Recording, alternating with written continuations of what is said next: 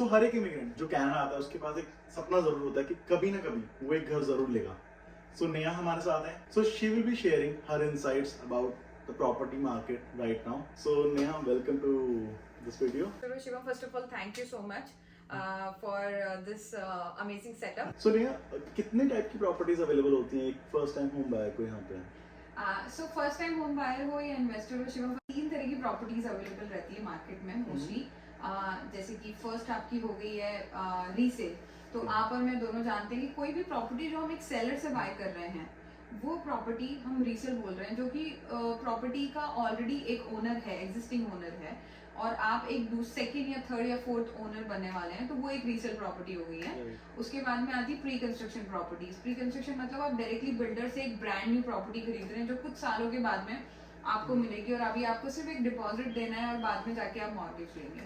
And फिर third आती है असाइनमेंट, जो कि सब लोग थोड़ा उस बारे में कम जानते हैं, बट मैं थोड़ा इजीली आपको इसको समझा देती हूँ कि किसी ने ऑलरेडी प्री कंस्ट्रक्शन में एक प्रॉपर्टी बाय की है, पर अब वो उस प्रॉपर्टी को क्लोज नहीं करना चाहता है, उस प्रॉपर्टी को पे मॉर्गेज नहीं लेना चाहता है, तो वो क्या करता है, वो किसी और बायर को ढूंढता है जिसको वो प्रॉपर्टी बेच दे। अब वो प्रॉपर्टी लॉस पे भी बेच सकता है, वो प्रॉपर्टी प्रॉफिट पे भी बेच सकता है, और property no loss no profit पे भी बेच सकता है। ये सब चीजें 2 फैक्टर्स पे डिपेंड करती है। आपका पहला फैक्टर आ गया कि मार्केट कैसा है, is it a buyers market और अ सेलर्स मार्केट और अ बैलेंस मार्केट। सेकंड, उसकी सिचुएशन कैसी है, क्या उसको फाइनेंसेस की प्रॉब्लम चल रही है, या फिर उसके पास में इतना पैसा है कि अगर उसको उसका सर्टेन प्राइस जो आस्किंग प्राइस है वो प्राइस अगर उसको नहीं मिलता है तो वो खुद उसको क्लोज कर पाए। तो इन सब चीज़ों पर डिपेंड करता है कि मार्केट के अंदर असाइनमेंट्स आपको प्रॉफिट पे मिल रहे हैं, लॉस पे मिल रहे हैं, या आपको किस चीज़ पे मिल रहा है। एक न्यू होम बायर को असाइनमेंट्स के बारे में कब सोचना चाहिए और क्यों सोचना चाहिए? देखिए, अभी अगर आप मार्केट में जाओगे तो आपको मतलब अगर आप क्लोजली वॉच करोगे और आप आपके फ्रेंड सर्कल में बाय करोगे तो आपको पता चलेगा किसी ने प्री कंस्ट्रक्शन में बाय किया है, किसी ने असाइनमेंट में ली है, किसी ने रीसेल में ली है। हर तरह की प्रॉपर्टीज या हर तरीके का टाइप बिकता है। ओके, एंड बट आपकी सिचुएशन पे डिपेंड करता है। फॉर एग्जांपल, अगर मैं थोड़ा टॉपिक से हटके बात करती हूँ प्री कंस्ट्रक्शन की। प्री कंस्ट्रक्शन मोस्टली वो लोग बाय करना पसंद करते हैं जो कि वर्क परमिट पे हैं। 1-2 साल के बाद उनको पता है कि मुझे मेरा पीआर आ जाएगा, और मैं जब तक वेट नहीं करना चाहता, I want to leverage this market, और मेरे पास में कुछ डिपॉजिट है, कुछ सेविंग्स है जो मैं एज अ डिपॉजिट यूज कर सकता हूँ। एक वो तरीके के लोग हो गए। दूसरे तरीके के लोग हो गए इन्वेस्टर, जिनके पास बहुत सारी प्रॉपर्टीज ऑलरेडी है, जिनकी ऑलरेडी एक प्रॉपर्टी जो इस साल क्लोज होने वाली है, दूसरे साल भी उनकी एक प्रॉपर्टी जो क्लोज होने वाली है, बट उनके पास में इतना डिपॉजिट है कि वो तीसरी प्रॉपर्टी खरीदना चाहते हैं क्योंकि उनको अपना रियल एस्टेट पोर्टफोलियो बनाना है, बट वो क्लोजिंग नहीं कर सकते, अभी उनके पास मॉर्गेज एलिजिबिलिटी नहीं है, बट 2 साल बाद आ जाएगी। तो वैसे लोग भी खरीद लेते हैं। या किसी को चाहिए ही ब्रांड न्यू घर, कि मुझे तो ब्रांड न्यू में शिफ्ट होना है, मेरे को तो पुराना घर लेना ही है। तो वो लोग भी कंसिडर करते हैं। उसी तरीके से असाइनमेंट पे भी ये सेम 3 चीजें लागू होती है। वर्क परमिट वाले लोग भी इसको बाय कर सकते हैं, इन्वेस्टर्स भी बाय कर सकते हैं, और जिसको भी नया घर खरीदना है। अब इसके पॉजिटिव साइड्स क्या हैं? पॉजिटिव साइड ये है कि आप बिल्डर से कभी नेगोशिएट नहीं कर सकते हो, बट आप एक सेलर से नेगोशिएट कर सकते हो। तो वो एक बेनिफिट आपको जैसे रीसेल में मिलता है वैसे ही आपको असाइनमेंट में भी मिलता है। उसके अलावा आपको जैसे 3 साल नहीं रुकना। अगर आप प्री कॉन में बाय करते हो, बिल्डर से बाय करते हो, तो आपको रुकना पड़ेगा लॉन्ग पीरियड ऑफ टाइम के लिए, 3 साल के लिए, 2 साल के लिए, 5 साल के लिए। बट यहाँ पर आप मार्केट में अलग अलग असाइनमेंट्स अवेलेबल होते हैं जो कि आप ले सकते हो। 3-5 महीने की क्लोजिंग वाले भी होंगे, 10 महीने की क्लोजिंग वाले भी होंगे।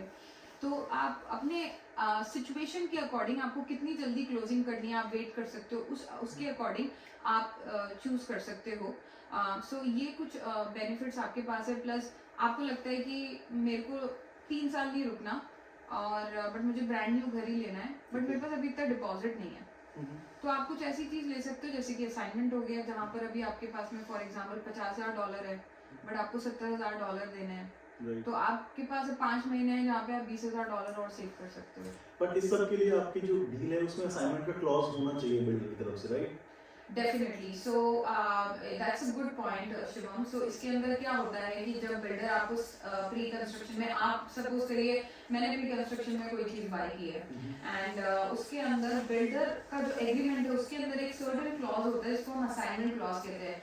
असाइनमेंट का मतलब ये होता है that you have the legal power to assign this property to somebody else. That's why this term came as an assignment clause. उसमें फिर हम और भी बहुत सारी डीप चीजें होती है, इंटीग्रिटीज में जाना पड़ेगा, जिसकी फीस होती है जो आपको देखनी पड़ती है. बट हाँ, ओवरऑल वो क्लॉज होना चाहिए. तो आप हर प्री कंस्ट्रक्शन प्रॉपर्टी को एज एन असाइनमेंट नहीं बेच सकते हो एंड आपको बिल्डर की परमिशन लेनी चाहिए. वन मोर थिंग, सो जो असाइनमेंट डील्स है उसकी 100% डील जो मार्केट में अवेलेबल है उसमें से सिर्फ 1% डील आपको realtor.ca, Zolo, हाउसिंगमा पे मिलेगी, मतलब MLS पे मिलेगी. क्योंकि बिल्डर हमें कंसर्न नहीं देता है MLS पे डालने के लिए, इसलिए हमें वो प्राइवेटली प्रमोट करनी होती है. एंड इसलिए हर रियल्टर आपको ये डील ऑफर नहीं कर सकता है क्योंकि उसे पता ही नहीं है कि डील्स वो लाए कहाँ से. क्योंकि मोस्टली जो मैंने जितने भी रियल्टर्स से जी. देखे हैं वो सब कहते हैं कि आप प्रीकॉन ले लो या रीसेल लो. हाँ. आपको असाइनमेंट के बारे में कोई बताएगा ही नहीं क्योंकि उनके पास है ही नहीं असाइनमेंट्स. एग्जैक्टली. जब आप असाइनमेंट की डील पे काम कर रहे हैं तो आप अपने जो रियल्टर है उसे इंटरव्यू करें कि वो वाकई में असाइनमेंट को समझता है, क्योंकि इसका पेपर वर्क डिफरेंट होता है, इसके टर्म्स बहुत डिफरेंट होते हैं. हम बायर को बायर नहीं बोलते हैं, हम सेलर को सेलर नहीं बोलते हैं. इसके अलावा लॉयर डिफरेंट होना चाहिए. तो अगर आपने एक राइट रियल्टर पकड़ लिया तो वो आपको हर चीज में राइट गाइड करेगा, वो आपको एक राइट लॉयर से भी इंट्रोड्यूस कराएगा, वो आपको एक राइट मॉर्गेज एडवाइजर से भी इंट्रोड्यूस कराएगा, क्योंकि this is very different from a resale. But ये हम बोलते हैं it's like a gold mine, अगर मिल जाए तो बल्ले बल्ले, ठीक है. I think this is the main point. This is the main deciding factor between finding a realtor and a good realtor. तो नेहा, एक रियल्टर और एक अच्छे रियल्टर में क्या फर्क होता है? हाँ, बहुत अच्छा क्वेश्चन है और आप एक रियल्टर से पूछ रहे हो ये क्वेश्चन. देखिए, मैं अपने एक्सपीरियंस से आपको बताना चाहूँगी and like whatever I have learn over a period of time in my journey of real estate industry, that a good realtor will always be very genuine.